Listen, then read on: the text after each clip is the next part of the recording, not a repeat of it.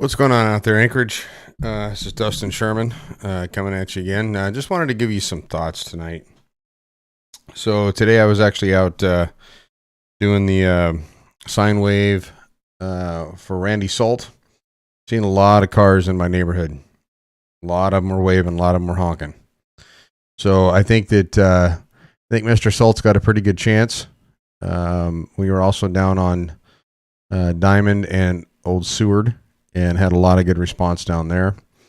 Where we were at was closer to my house. We were actually on Old Seward and O'Malley, and we had a lot of cars going by us honking and waving at us and everything else. It was really positive today, and I think we may have this might actually work in our favor. We had good weather this last week, pretty much.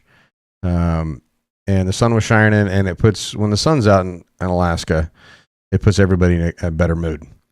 I didn't see any real scowls or anything like that on the people that were driving by us. So I think that Anchorage is due for a new direction. I think that a lot of the politics here in town are turning into the stagnation that California had. And I think that people are really tired of it, and I think that they're wanting to change. With that said, all the candidates that are running on the conservative side, or I guess you could say Republican side of things, I hate to umbrella statement things like that, but most of the people that I voted for have more of a mind like I do. They would rather save money than spend it, and would rather make common sense legislation rather than lead by the heart. And unfortunately, when we lead by the heart, it kind of gets us in trouble. We stop using common sense and we start doing things that we shouldn't be doing. So it's something that I think that we've been needing for a long time. Some common sense in the assembly. Oh, I was making all kinds of noises. Let me mute that sucker. There we go. We need to start leading. We need to have people in there that are going to lead with common sense and not emotion. And I've said that a few times on different podcasts and different videos and stuff that I've done. But we have to have real leadership that's going to start saving the city some money, because we don't have enough. It's obvious we don't have enough because they put like 4 or 5 bonds on the ballots. There have been some interesting things that have happened recently too.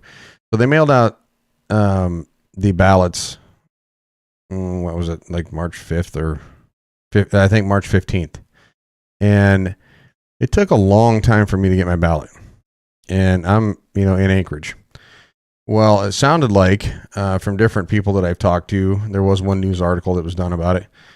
The ballots were stuck in Seattle for a while, or Washington somewhere. And makes me kind of wonder, why aren't we making our own ballots here locally? The election is in Anchorage. It is in Alaska. So why doesn't Alaska have its own printing done here? It doesn't make a whole lot of sense to me. Why would we want our money going outside the state to print out ballots and then for them to get up here, in a long period of time? Especially when we have a problem with the transportation industry right now is just crap with the gas prices and the truckers and all that other kind of stuff. Whether they were flown here or not, I don't know. But the fact that it took like an extra 4 or 5 days or whatever it was to get here. Now I can mail something from my house to a creditor or a bill, I guess, and it can get there within 2 days. So that's when they announced that they sent out the ballots, and it took us 5 or 6 days to get them. That told me all I needed to know. Either they were stuck somewhere or they were lost. I was actually getting ready to start calling around looking for ballots, and I can't blame the clerk on this one, because this is a I would say an assembly decision or a state decision. I'm not sure who makes that. I think it would be the state probably, but the fact that we are having our ballots mailed in from out of state just kind of blows my mind, considering that this is a election that's happening in our state. I think every state should have their own ballot system.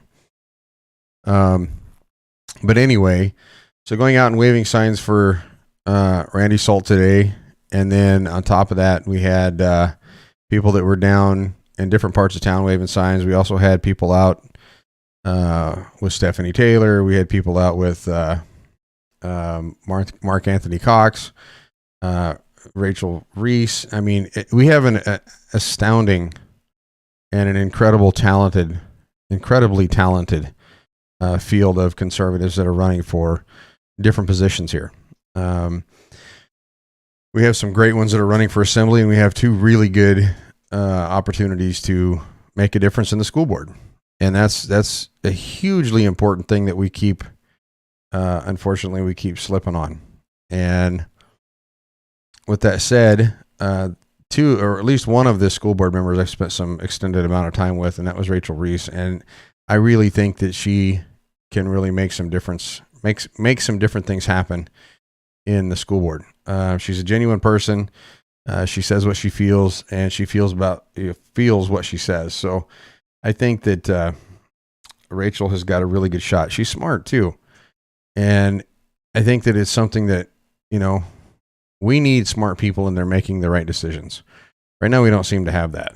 We have people in there, again, that are leading by emotion, not by common sense. And unfortunately, it puts us in a position where we're one of the worst states in the country when it comes to education.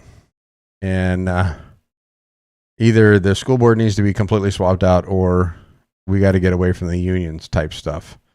They just signed something here in the last week, I think, that I'm not real up on the particulars on it, but it sounds like the school board won't do any kind of building or anything like that unless it has a particular union involved. With that said, I think that's, we're a free market society, and when you get unions involved, it takes away from the free market. It just does. So, you're kind of stuck with what the union dictates. And I don't know, it really, really hurts the bidding process whenever you're wanting to get something done. And we do have a school here that needs to be basically rebuilt. They need to do a bunch of remodeling and stuff. So I don't know, it bums me out that we're in that situation, but unless we put people on the school board that can change that, we're stuck with it. So now, there's people on the school board that are good people. I'm not going to say that they're terrible and, or whatever. Their policy decisions are not to my liking. I'll say that. With that said, I've talked to a few of the school board members. One of them is a freshman this year. It's his first year in there, so he's getting a chance to see exactly what's going on. Nice guy. I'm not going to put his name on here, but if he sees this, he'll know who I'm talking about. We've chatted numerous times and at length a few times, and once at the assembly and a bunch of times on messages and stuff like that. But he means well, and there's not a whole lot that he could do, even if he wanted to vote the other direction. But again, the policies of the school board are not. They're not for what Anchorage and Alaska need. They are more California type policies. So with that said, we also had some issues with Don Young passed away. So now we have several different people that are looking to fill that spot. And it looks like they're going to do an election, another mail-in vote for Don Young's seat in Washington, D.C. He was our rep up here in Alaska. So it looks like at least one person is getting ready to throw their name in the hat, and that looks like it's Josh Revac. I'm not sure who else is going to do that, but I do know Chris Constant from the assembly was going to run against Don Young if he was still around at that time. So I'm sure that there's that. I'm sure that there's other people that are going out there to run for that seat. It's just going to accelerate it. Instead of next year, it's going to be this year. So that should be an interesting race, to say the least. Unfortunately, it's going to be another mail-in, which really stinks. So, Anchorage, we're starting to hit the springtime, and we're starting to have better weather. We're starting to have lighter moods, lighter attitudes, and you're starting to see a lot more people out driving. And the we've been through this whole winter, and we've had a lot of snow this winter. I mean, a ton. And the roads and stuff are starting to get cleaned up. The sun's starting to melt stuff, and we've heard a lot of complaining and everything else up here about the road system and whatnot. But from my side of town, the only area that I had any issues driving on was basically right outside my garage door. And we don't get plowed very often. At least our cul-de-sac doesn't get plowed very often. They come up to a stop sign about a half a block from my house, and then they hang a left, and they skip our entire cul-de-sac. And we get some ice that don't melt. And when I say that, we get sun that doesn't hit our front side of the house. It hits the back side. So we get stuck with longer periods of ice than a lot of other places in Anchorage, and it sucks. But they do have an ice grinder that comes up, and it does what it can. But by the time it gets here, everything is so slick and everything else. Walking down my driveway is a pretty big concern. But for the most part this year, with the amount of snow that we got in Anchorage, I think the road crews did a pretty damn good job. I didn't have any issues on the highways, which that would be state up here. I didn't have any major issues on any of the main streets going to work. I never got stuck. I never felt like I was going to go off in the ditch. I never felt like I didn't know what lane I was in. The main roads were pretty good. The side roads, some of those were impassable, and it sucks. But this year was a very long winter, and it started early up here in Alaska. Usually we don't get snow before the middle of October. This year we did. And it was a long, long winter. And, some people that have been here longer than I have would probably disagree that for me, this is the longest winter I've ever experienced here.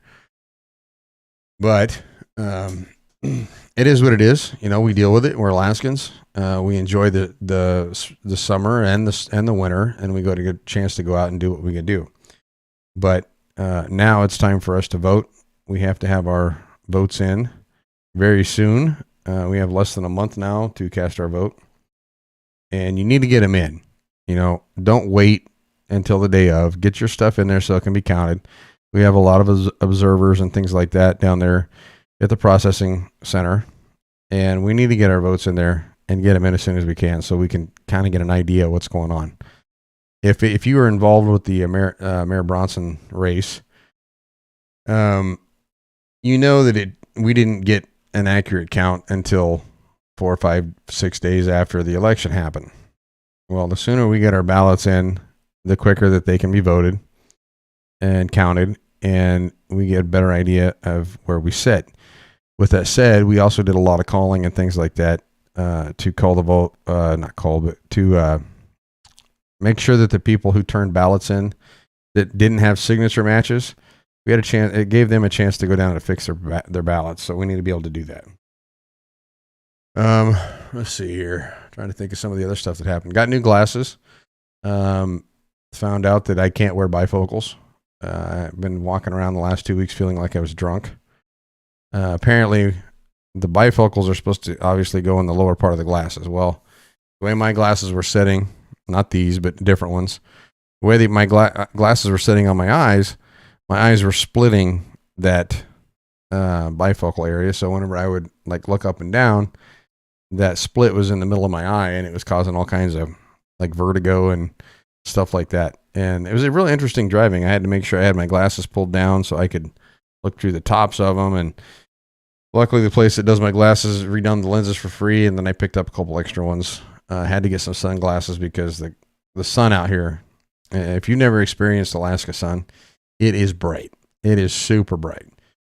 It felt really good to be able to get out and get some vitamin D today, get out in the sun and hang out with some people, even though it was colder than crazy because of the wind.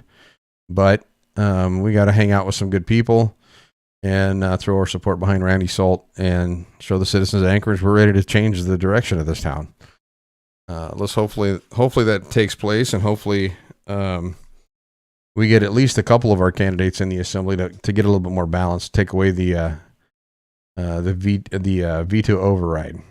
So we're working hard. Also did some stuff with the Americans for what the heck was the name of it? I'm in so many groups and so many different things. We called a bunch of senators on Monday and tried to put some support behind SB 26, which basically, I can't remember what it's called exactly, but basically what it is they, in the state of Alaska, it's dictated by the state whether or not they allow new hospitals here. And it's not being allowed to be ran like a free market. So basically, the state legislature decides whether or not a new hospital can come into the state or not. And we seen with COVID that we didn't have near enough space. We didn't have near enough doctors. We didn't have near enough beds, supposedly, for the COVID crisis. So, why not do something about it? So there's about 16 to 20 of us there, and we all had a list, and we all called the senators, and there's 19 senators and representatives on that list. We all either left a message, or we talked to an aide, or we talked to a senator. I had one senator that called me back. Mia Costello called me back, and she's all for it, and she was going to urge her colleagues to support it to get it out of the Senate Finance Committee. So it's SB 26. So if you see anything on SB 26, make sure you call in and support that, because it is something that this state really needs. We don't have our health care where we need it to be. Much like our school system. Our school system is not where it needs to be. So to see the change, you have to be the change, and you have to make those decisions, and you have to make that effort. If we can't do that, then we're going to continue to keep seeing the same thing. And we're going to be frustrated, and it's literally the definition of insanity. We just keep talking about the same things over and over again, and it's like beating your head against the wall. So make sure you get out and vote this week or this month, or get out there and cast your vote for the people who want it, who need it, who we need in there, and let's change the direction of the city. Let's keep going the direction we went this summer when we put in Mayor Bronson. I think that's about it. It is about 10 o'clock tonight, and a little after 10 now. It's 10:20, so I'm going to get off here, but I just wanted to come on and give my thoughts a little bit, make sure my stuff is still set up. I did some video recording a few days ago, and I wanted to make sure that everything was working properly, so the next time I do a podcast, everything's where it needs to be. So anyway, hope everybody has a great evening. We have state tournament at Jewel Lake Bowling Center this weekend for the women. I hope to see some of the ladies there that I've known over the years.